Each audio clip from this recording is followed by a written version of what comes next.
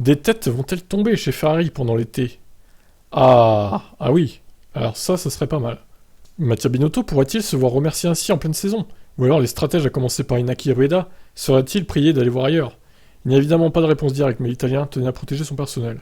Utiliser le pneu dur n'était clairement pas la bonne décision, mais nous avions la bonne stratégie en France, ainsi qu'en Autriche. Donc nous avons généralement raison.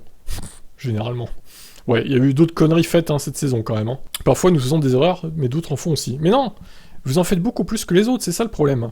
Non seulement Inaki, mais toute l'équipe est formidable, mais je les soutiens pleinement. Je pense que lorsque nos adversaires font des erreurs, ça n'attire pas autant l'attention. Ouais, parce qu'ils en font moins que vous, en fait. Tout simplement. Quelle mauvaise foi, encore une fois, de Binotto, là.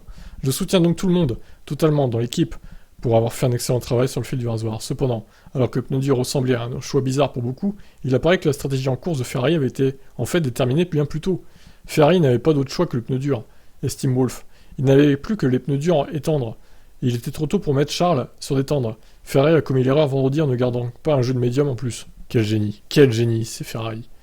A noter que si Ferrari avait écouté Leclerc, Monégasque n'aurait pas eu besoin de ce train de médium en plus, et serait passé en temps plus tard. Bah oui, il suffisait de rallonger le relais, ça se passait bien. Pourquoi vous l'avez arrêté en fait? Pour couvrir Max? Mais quelle connerie. Le père de Max, Jos, du coup, estime aussi qu'il ne faut pas trop blâmer Ferrari. Sur le coup, j'aurais fait le même pari que Charles, les durs pour finir la course, et tenter de les faire fonctionner.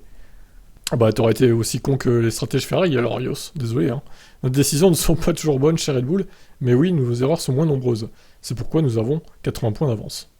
Logique. Selon Ralf Schumacher, le rôle de Binotto en tant que directeur d'équipe pourrait commencer à être remis en question au fil du temps, dans le contexte d'erreurs répétées. Je vois les emplois de deux personnes en danger, Ricciardo et aussi Mattia Binotto. Quand vous avez la possibilité de gagner le championnat du monde avec Ferrari, et que vous jetez vos opportunités si négligemment, ça devrait devenir difficile pour vous. Donc, je le vois en danger pendant la pause estivale. Il y a trop de petites choses qui ne vont pas et trop de problèmes techniques. Ben, ça dégage. Arriva Bene a été viré pour beaucoup moins que ça. Et d'ailleurs, lui, il était meilleur que Binotto, je trouve. Bon, après, ils avaient remplacé Arriva Bene par... je sais plus comment il s'appelait, le vendeur de Ferrari américain, là. Non, ou alors ça devait être avant, je pense, avant Arriva Bene. Je m'en souviens plus exactement. C'était peut-être pour faire la transition entre Domenicali et Arriva Bene, justement. Bref, on s'en fout au pire. Tout ce qui importe, c'est la situation actuelle de Ferrari, qui est catastrophique. Donc il va falloir faire quelque chose, clairement. Bon, vous en pensez quoi, vous? Est-ce que Binotto doit être viré? Je vous pose la question.